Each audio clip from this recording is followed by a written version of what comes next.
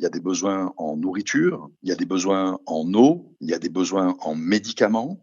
Et ça, c'est justement ce que les convois humanitaires qui ont commencé et qui, de mon point de vue, doivent être renforcés au cours des prochains jours, peuvent apporter. Maintenant, comme je le disais, il y a des choses qui sont peut-être plus complexes. Si on veut que la vie économique reprenne, il y a d'autres mesures à une autre échelle qui doivent être prises, et c'est uniquement si ces mesures plus structurelles, si j'ose dire, sont prises, qu'une certaine normalité pourra à nouveau revenir. Il y a des problèmes de sécurité générale qui vont devoir être résolus et qui ne sont pas dans les mains des humanitaires.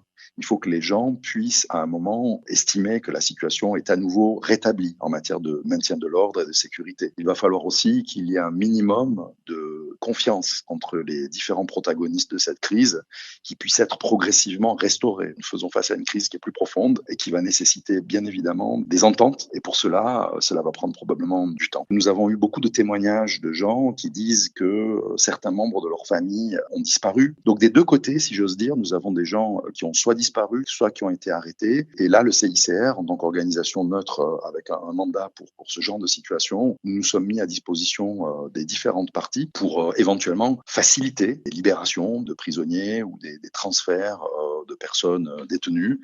C'est quelque chose de très important en plus des besoins humanitaires que j'ai mentionnés plus haut.